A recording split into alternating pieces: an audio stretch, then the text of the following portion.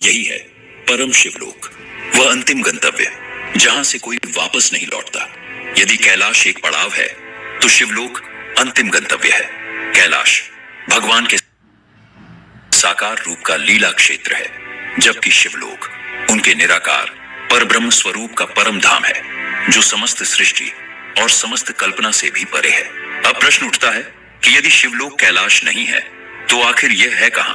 इसका उत्तर हमें शिव पुराण में वर्णित ब्रह्मांड की संरचना में मिलता है। पुराणों के अनुसार यह भौतिक ब्रह्मांड अनेक लोकों में विभाजित है।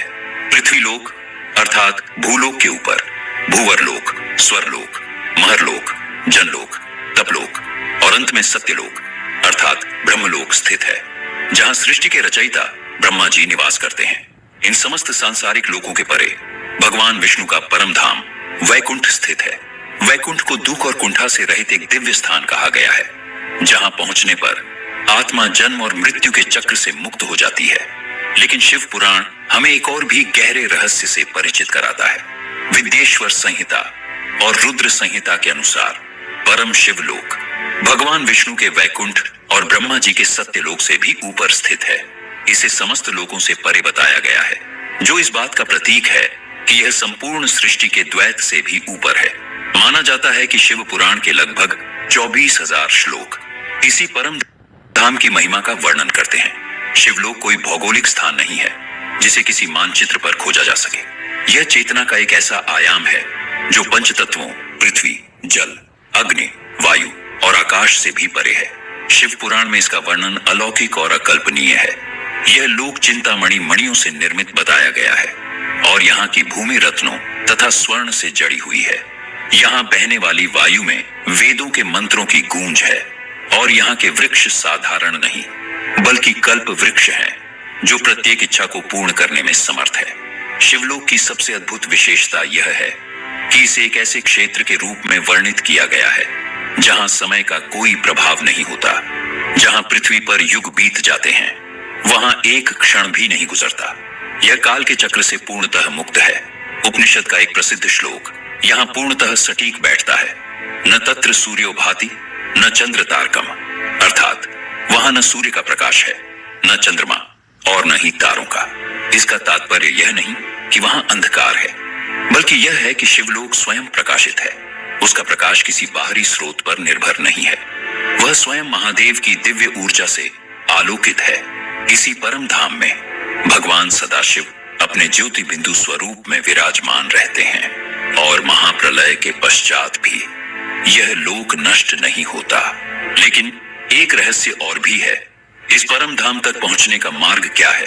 कौन है वे भाग्यशाली आत्माएं जो शिवलोक में प्रवेश कर पाती हैं? यह यात्रा किसी यान से नहीं बल्कि आत्मज्ञान और भक्ति से पूर्ण होती है।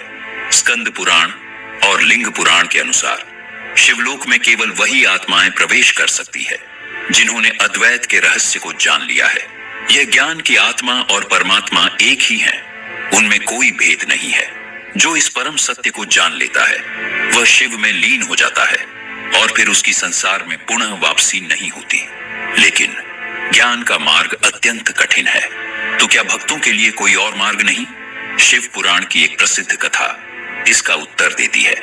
देवराज नाम का एक ब्राह्मण था जो अत्यंत पापी और दुराचारी था। उसने जीवन में कोई पुण्य कर्म नहीं किया था।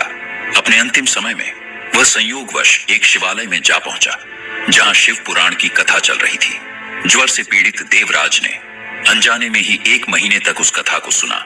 मृत्यु के पश्चात जब यमदूत उसे लेने आए, उसी क्षण भगवान शिव के गण वहां प्रकट हो गए। उन्होंने यमदूतों को परास्त कर कहा कि इस व्यक्ति ने अनजाने में ही सही पर शिव कथा का श्रवण किया है, इसलिए इसके समस्त पाप नष्ट हो चुके हैं और यह अब शिवलोक जाने का अधिकारी है। यह कथा शिव पुराण के श्रवण की अपार शक्ति और भगवान शिव की अकारण कृपा को प्रकट करती है कि सच्ची भक्ति हर किसी के लिए मोक्ष का द्वार खोल सकती है। कैलाश पर्वत उस परम धाम का पृथ्वी पर एक प्रतिबिंब है, एक ऐसा तीर्थ जहां जाकर साधक उस परम ऊर्जा से जुड़ सकता है। कैलाश की यात्रा आत्मा को शुद्ध करने वाली एक महान तीर्थ यात्रा है जो हमें उस अंतिम लक्ष्य शिवलोक की ओर अग्रसर होने के लिए प्रेरित करती है। परंतु इस भेद को समझना आवश्यक है कि एक लीला भूमि है और दूसरा परम धाम। तो इस संपूर्ण चर्चा का सार क्या है? शिव पुराण हमें बताता है कि शिवलोक कैलाश पर्वत नहीं, बल्कि एक परम दिव्य आयाम है जो ब्रह्मलोक और वैकुंठ से भी परे है। यह एक कालातीत, स्वयं प्रकाशित लोक है जो चेतना के सर्वोच्च स्तर का प्रतीक है। यहां पहुंचने का मार्ग कोई भौतिक पथ नहीं, बल्कि आध्यात्मिकता की एक गहन यात्रा है। अंततः शिवलोक कोई स्थान नहीं, बल्कि चेतना की एक अवस्था है। यह वह शून्य है जहां सब कुछ समाया हुआ है, और वही पूर्ण है जहां से सब कुछ उत्पन्न होता है। यह स्वयं में स्थित हो जाने की यात्रा है जहां मैं और शिव का भेद समाप्त हो जाता है, और जब यह भेद मिट जाता है तब हर स्थान शिवलोक बन जाता है और हर कर्म शिव की उपासना। इस अनंत रहस्य पर